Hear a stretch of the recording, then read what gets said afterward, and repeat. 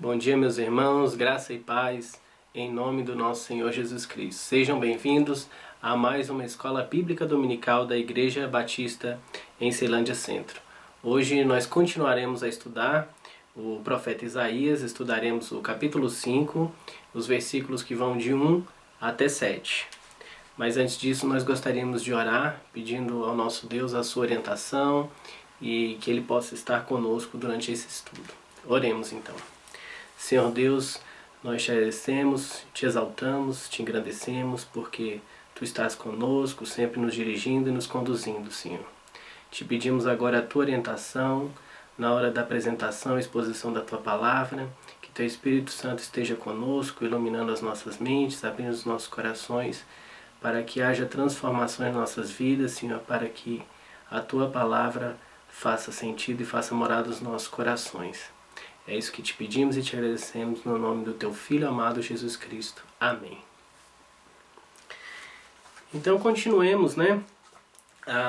Nós faremos, eu proponho aos irmãos nesse primeiro momento fazer uma rápida retrospectiva do que nós já estudamos. No capítulo 1 nós tivemos uma apresentação do profeta e a apresentação também dos primeiros problemas iniciais ali de Israel, de Judá, com relação ao pecado, ao desvio da conduta com relação ao nosso Deus. Nos capítulos 2 e 4, realmente nós vemos o conflito enorme que existia entre o que Israel e Jerusalém foi chamado a ser e o que de fato eles eram e como eles estavam se apresentando naquele momento.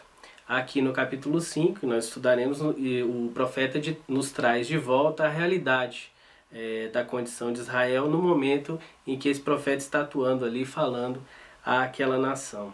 Só para que os irmãos se situem melhor, né, com relação à cronologia do momento que nós estamos estudando, nós estamos no reinado do rei Jotão, que aconteceu ali por volta de 750 a.C. Ele reinou ali por volta de 16 anos, como a Bíblia nos diz. E durante o reinado dele nós tivemos ali 3 profetas. Isaías foi um deles. Isaías, Oséias e Miqueias. Então esse é uma rápida retrospectiva do momento em que a gente se encontra aqui no capítulo 5. E tendo uma visão geral do que o capítulo nos apresenta, a gente pode dividi-lo em 4 trechos, né, em 4 blocos de alguns versículos. O primeiro bloco nós teremos então uma descrição da vinha, são os versículos 1 e 2. Nos versículos de 3 e 4 nós temos um veredito, que é solicitado ali aos ouvintes daquela mensagem por parte de quem narra. Nos versículos 5 e 6 nós temos a decisão do Senhor, do proprietário, a decisão dele sendo anunciada àqueles seus ouvintes, versículos 5 e 6. E nós temos, por fim, no versículo 7, a aplicação ao povo de Deus. Então vamos passar a leitura desse trecho da Palavra de Deus, que é o objetivo do nosso estudo hoje. Então, Isaías capítulo 5, versículo que vai de 1 a 7. Leiamos. Estou usando a versão Nova Almeida atualizada. Agora cantarei ao meu amado o seu cântico a respeito da sua vinha. O meu amado teve uma vinha numa colina fértil. Ele cavou a terra, tirou as pedras e plantou as melhores mudas de videira.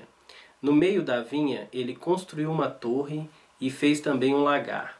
Ele esperava que desse uvas boas, mas deu uvas bravas.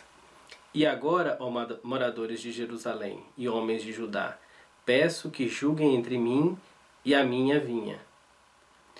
Que mais podia fazer a minha vinha que eu não lhe tenha feito? E como, esperando eu que desse uvas boas, veio a produzir uvas bravas? E agora lhes darei a conhecer o que pretendo fazer com a minha vinha. Vou tirar a cerca que está ao redor, para que a vinha sirva de pasto. Derrubarei o seu muro, para que ela seja pisoteada. Farei dela um lugar abandonado. Não será podada, nem cavada, mas crescerão nela espinheiros e ervas daninhas. Também darei ordem às nuvens, para que não derramem chuva sobre ela. porque a vinha do Senhor dos exércitos é a casa de Israel, e os homens de Judá são a planta preferida do Senhor. Este esperava retidão, mas eis aí opressão. Esperava justiça, mas eis aí clamor por causa da injustiça. Então, o autor aqui, ele se coloca, Isaías se coloca como o cantor, e aqui é importante a gente trazer algumas considerações a respeito desse trecho, que aqui se faz em forma de cântico, né? É uma parábola, sim, é uma ilustração, mas ela é colocada em forma de cântico. E aqui, nesse cântico, Isaías é o cantor e é o ministro das palavras do seu amado, esse amado que era possuidor dessa vinha. Embora Isaías ele reconhecesse a santidade, a terrível santidade e poder de Deus, ele não deixava de sentir o cuidado e o amor do nosso Deus. Daí ele utilizar essa expressão amado. Alguns podem sugerir, alguns autores ou comentaristas também sugeriram que esse trecho, esse cântico, essa parábola, fosse tal como um cântico de amor. Mas aqui a expressão amado, ele traz realmente uma ideia de que o Senhor era amado do profeta, né? E ele, embora soubesse de toda a sua soberania, de todo o seu poder, ele se sentia amado e cuidado por esse Deus. E a gente pode ver no versículo 1, que eu vou repetir agora para os irmãos: agora cantarei ao meu amado o seu cântico a respeito da sua vinha. O meu amado teve uma vinha numa colina fértil.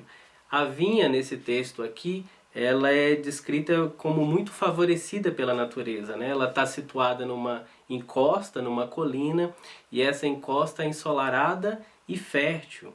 Ou seja, o terreno em que esse proprietário, esse senhor da vinha, escolheu para plantar, para fazer o seu vinhedo, para plantar a sua vinha, era um lugar muito favorável e muito fértil para que houvesse ali frutificação e crescimento daquelas plantas.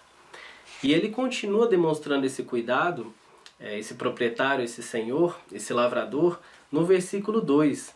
Ele cavou a terra, tirou as pedras e plantou as melhores mudas de videira.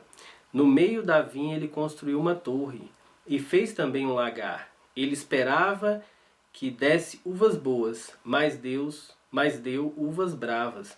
E esse trecho é bem interessante porque ele remete e ele faz uma clara referência a uma parábola bastante conhecida, que é a parábola dos lavradores maus, que foi contada, que foi retratada ali por Jesus e consta em algum dos evangelhos, né?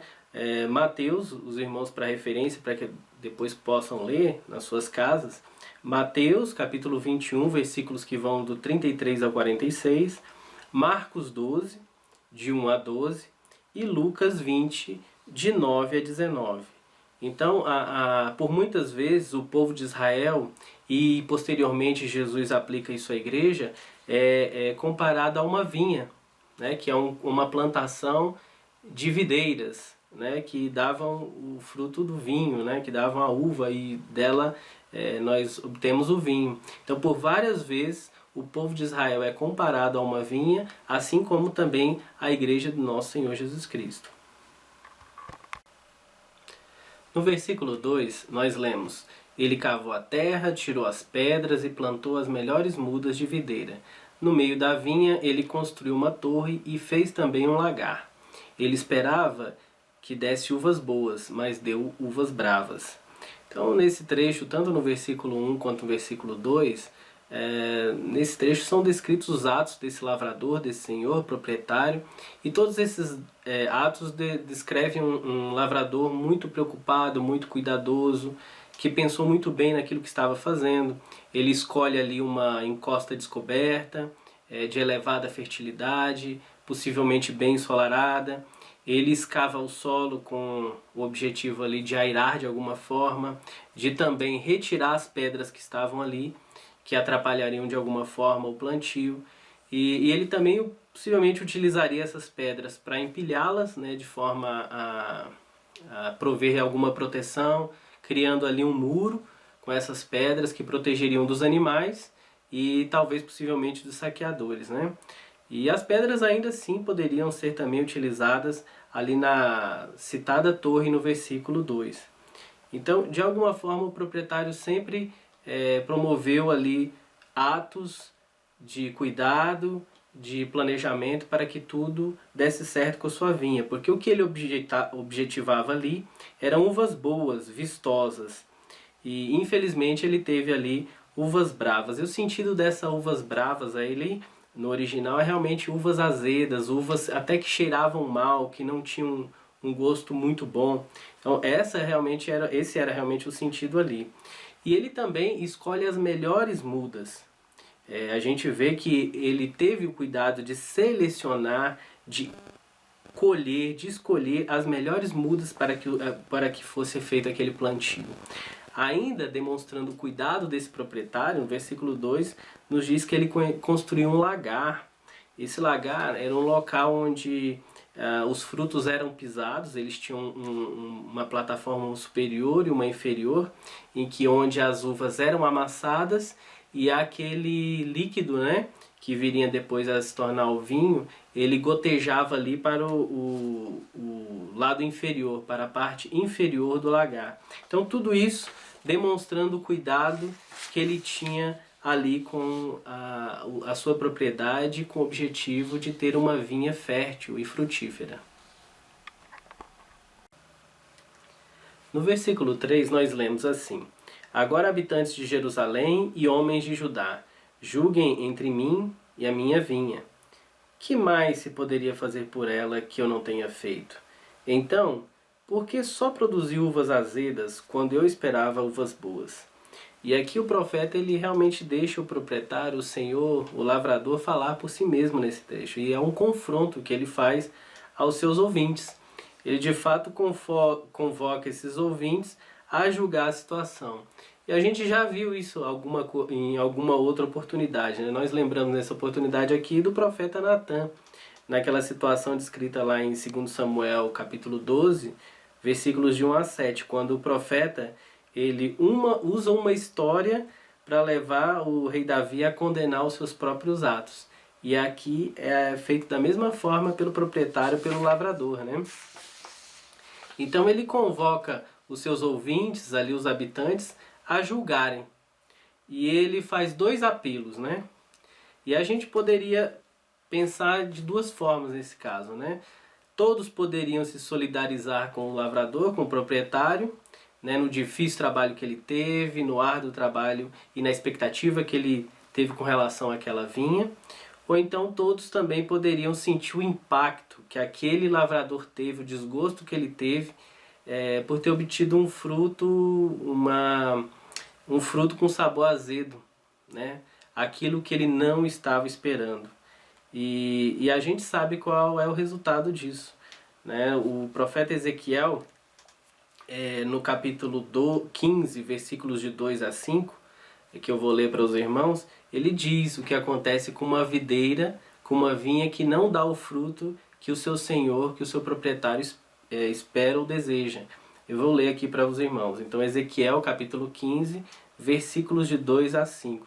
Isso já é um prenúncio daquilo que o proprietário vai fazer com relação à sua vinha. Diz o seguinte, a partir do versículo 2 de Ezequiel: Filho do homem, de todos os ramos das árvores da floresta, o que acontece com a lenha da videira? Será que essa madeira pode ser empregada para fazer alguma obra? Será que é possível tirar dela uma estaca para pendurar objetos? Eis que é jogada no fogo para ser queimada. Se o fogo queima as duas extremidades e o meio fica também carbonizado, será que serve para alguma obra? Ora, se já não servia para nada quando estava inteira, muito menos servirá para fazer alguma coisa depois que o fogo a queimou ou estiver carbonizada. Então nós vemos aqui que o profeta Ezequiel diz o seguinte: ou uma videira deve ser boa para frutificar, ou não é boa para absolutamente nada. Ela deve ser queimada e ser jogada fora. E nós podemos ver isso a partir do versículo 5. E agora lhes darei a conhecer o que pretendo, fazer com a minha vinha? Vou tirar a cerca que está ao redor, para que a vinha sirva de pasto. Derrubarei o seu muro, para que ela seja pisoteada. Farei dela um lugar abandonado, não será podada nem cavada, mas crescerão nela espinheiros e ervas daninhas. Também darei ordem às nuvens para que não derramem chuva sobre ela. Nesse texto, em especial aqui no versículo 5, nós vemos que ser frutífero e estar em segurança são duas coisas que caminham juntos. A vinha descrita aqui, que frutifica de acordo com o desejo do seu proprietário, do seu senhor, do lavrador, ela não vai ser tocada. E é exatamente o que não acontece aqui no versículo 5. Porque os muros serão retirados, as cercas serão retiradas ali como consequência dela não ser frutífera, e os animais invadirão, os animais domésticos, os animais selvagens, pisotearão ali aquele terreno. Em segundo lugar, como consequência disso, da não frutificação da vinha, nós vemos duas ideias antagônicas, né? A primeira é que a mão do Senhor vai contra o povo infrutífero. Fica bem claro no versículo 6, em que ele diz: farei dela, ou seja, farei dessa vinha um lugar abandonado. E de outro ponto ele também diz: não será podada nem cavada. Quando o lavrador fala em podar e cavar, ele está se referindo ao cuidado que ele teria com ela se essa vinha fosse frutífera. Além do mais, ele ainda diz: mas crescerão nela espinheiros e ervas daninhas. E aqui a gente pode ver uma clara referência ao capítulo 3, versículo 18 de Gênesis, que fazem referência exatamente à rebelião que houve ali por parte de Adão e Eva e a maldição que eles sofreram por parte de Deus ali, crescendo espinhos e abrolhos no jardim do Éden. Em terceiro lugar, nós vemos a providência divina. No versículo 6 é dito assim: também darei ordem às nuvens para que não derramem chuva sobre ela. Então, a chuva é o que mantém a vinha, né? A vida. E a vinha não pode subsistir sem essa chuva. Então, o proprietário, como é bem dito aqui, ele é capaz de reter a chuva. E nesse ponto aqui fica bem claro por parte do profeta Isaías de quem ele está falando. O senhor da vinha, o proprietário, o lavrador só pode ser Deus. O seu amado, o seu amigo, como é citado no início dessa passagem, só pode ser o próprio Deus de Israel. Porque ele é o único capaz de reter a chuva, de dar a chuva, né, e de providenciar o crescimento ali da sua vinha. Caminhando para o final da nossa passagem, nós lemos o versículo 7. Porque a vinha do Senhor dos Exércitos é a casa de Israel, e os homens de Judá são a planta preferida do Senhor. Este esperava retidão, mas eis aí opressão, esperava justiça, mas eis aí o clamor por causa da justiça. E aqui o profeta ele acaba por confirmar e revelar aquilo que ele já tinha começado no final do versículo 6. Quer explicar exatamente quem era o senhor da vinha, quem era o proprietário, quem era o amado, em que ele cita no início dessa passagem, no versículo 1. E nós falamos aqui do Senhor dos Exércitos, que era o Deus de Israel. Entretanto, a gente pode esmiuçar um pouco mais esse versículo e começar a entender que essa expressão casa de Israel, antes da queda de Samaria, lá em 722 a.C., ela tinha um significado duplo, né? Ela tanto poderia significar a nação como um todo, né? As tribos do norte, as tribos do sul, né? Casa de Israel, como também somente a sua divisão do norte. Os profetas naquela época, eles não contemplavam bem essa divisão, né? Quando eles faziam as suas profecias, às vezes quando eles especificavam para o sul ou para o norte, eles também tinham um sentido de nação por inteiro, né? A ação completa de Judá, as tribos do sul e as tribos do norte. Entretanto, nessa passagem aqui, ele começa endereçando a sua profecia a toda a nação, quando ele fala em casa de Israel. Daí a gente fazer essa explicação para que os irmãos entendam que poderia ser a todo o povo, né? Entretanto, depois ele direciona, ele estreita essa visão aos privilegiados homens de Judá, que aqui são ditos como a planta, em algumas outras versões, no original, na verdade, no hebraico, também tem o sentido de jardim, então eles eram a planta ou o jardim preferido do Senhor. E o Senhor esperava realmente muita coisa desse jardim, dessa videira, dessas vinhas. O verbo esperar, ele é retomado aqui, ele já é citado na terceira vez, nos versículos 2 e 4 ele já era citado. Então o Senhor, quando é dito aqui, o Senhor, este espera a retidão, ele dá início a esse trecho aqui da passagem, esse esperar denota uma coisa muito forte por parte do proprietário. Ele esperava muita coisa daquela vinha, entretanto ele não obteve retorno. E também é muito interessante que, já que a gente falou que além de uma parábola, esse trecho é um cântico, né? Os versículos que vão de 1 a 7 são um cântico, a gente tem um ritmo aqui, né? São pares de ideias que no hebraico fazem bastante sentido, em que às vezes ele toma antíteses ou antônimos para criar ali um senso rítmico naquele poema. E isso é visto aqui, ó. Este esperava retidão, mas eis aí opressão. Esperava justiça, mas eis aí clamor por causa da justiça. Exatamente, a gente vê esse jogo de ideias, jogo de palavras, que no hebraico era uma característica retórica muito utilizada, né? E aqui, quando a gente pensa em justiça, a gente pensa no conceito de que é a correção dos erros, enquanto a opressão é o padecer das consequências desse erro. Retidão refere-se à maneira correta de viver e se relacionar, enquanto o termo clamor, ou em algumas expressões a gente poderia traduzir até como gritos de aflição, esse clamor ele indica os relacionamentos errados e a angústia dos oprimidos. A destruição aqui de Israel ainda não é mencionada, entretanto ela nem precisa ser mencionada, porque ela de fato é iminente. Aqui a gente vê a concretização dessa comparação, dessa analogia entre Israel e a vinha. Conforme nós já mencionamos anteriormente, isso era um recurso que foi utilizado por muitas vezes no Velho Testamento, e o próprio Jesus utilizou essa figura naqueles textos que a gente viu nos evangelhos, fazendo sempre uma comparação entre o povo, aqui o povo de Israel, né, e a vinha, e lá no Novo Testamento entre a igreja e a vinha também. E esse julgamento que foi dito aqui, né, que foi profetizado, ele vai ser irreversível, né, de fato, ele vai ser concretizado. E essa vinha que não dá frutos, ou que dá frutos azedos, vinhas bravas, vinhas com cheiro e gosto amargo, isso terá consequência, né?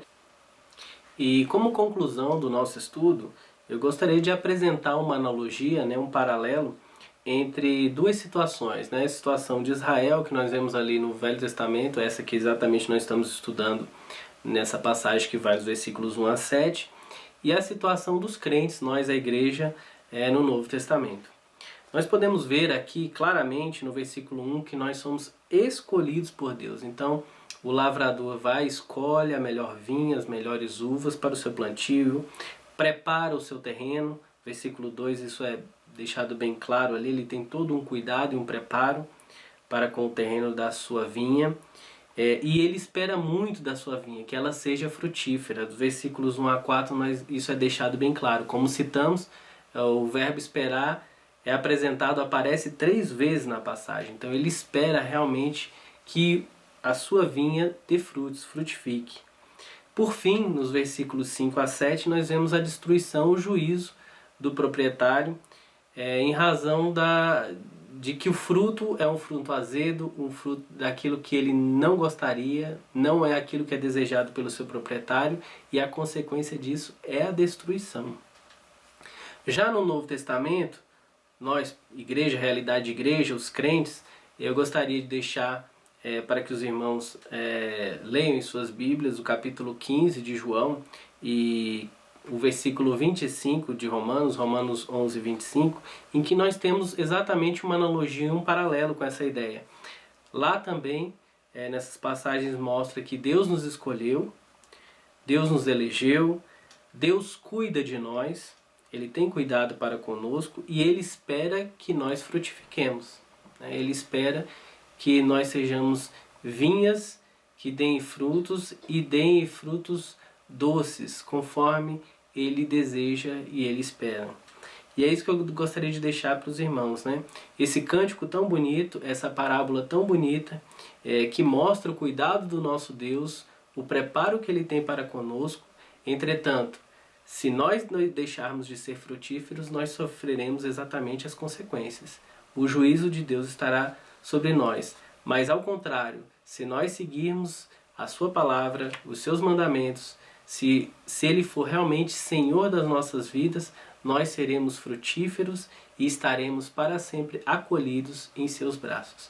Que Deus possa nos abençoar.